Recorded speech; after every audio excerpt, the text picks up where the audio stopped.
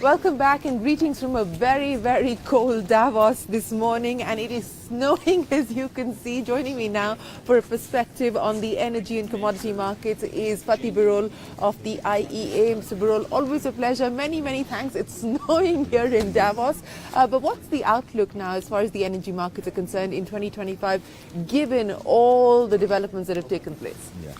No, huge geopolitical tensions around the world, but when we look at the markets, the market fundamentals, supply, demand and price, normally we should expect a comfortable year 2025.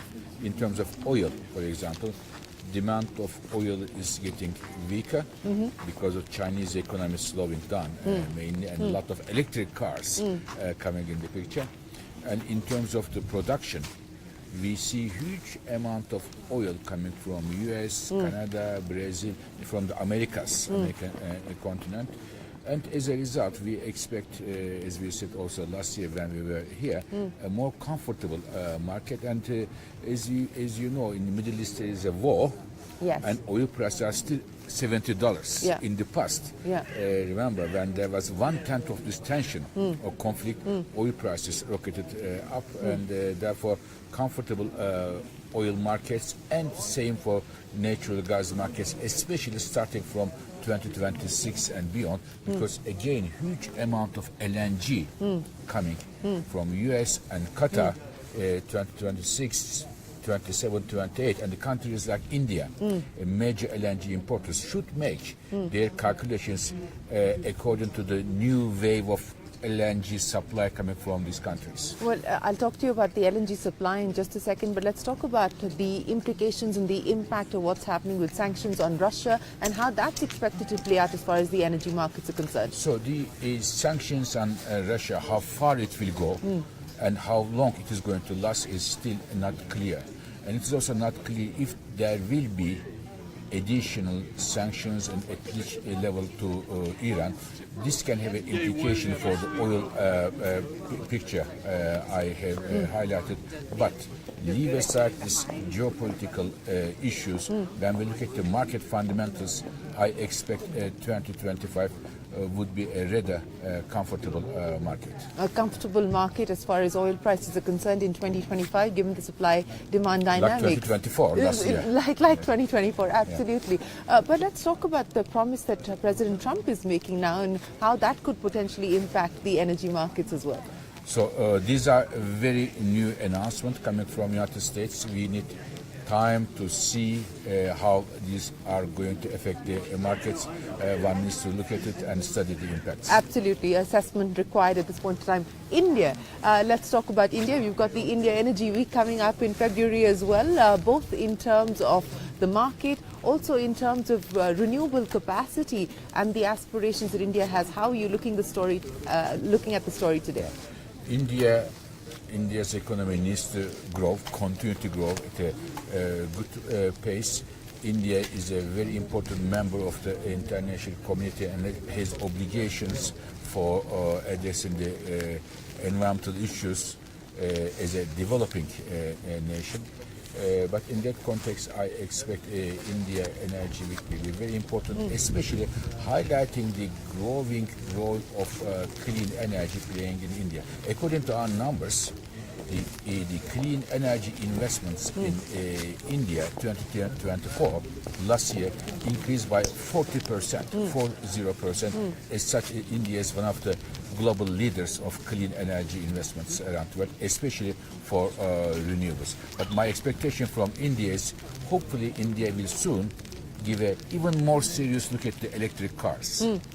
More serious look at electric cars, but you also believe that 2025 is going to be a breakout year as far as nuclear energy is concerned. In fact, you put out a report saying exactly that. What's the case there? Yeah, I mean, after the Fukushima accident in Japan, the appetite for nuclear around the world a bit died down. But 3 years ago, we said nuclear may make a comeback. And now, as of this year, 2025, I can confirm you that nuclear is making a comeback, and a strong comeback. I give a couple of reasons for it. 2025, this year, the amount of electricity produced from nuclear power will be the highest in the history. Okay. We have never seen such a big growth. Second, there are, as we speak now, more than 60 nuclear power plants are under construction around the world, the highest number since 30 years, 3 decades. And the third one is small modular reactors are, according to our analysis, they are going to hit the market around 2030. So these, when I put all of them together, nuclear being a secure and clean electricity source, I see bright prospects for nuclear power. And a breakout year in 2025, as you point out. But, let's look at some of the risks as well at this point in time overall, as far as the markets are concerned. You talked about electric mobility. You also talked about data centers and, of course, what AI is doing. What is that going to mean in terms of consumption and also meeting needs of some of these growing areas? The AI will have two different roles in the energy system. On one hand, for the AI, for the data centers, to run them, you need electricity 24/7. So it will be another driver of global electricity consumption in many countries where there is AI. I work very closely with, for example, Infosys. Yes. We look at these issues very closely. This is one role.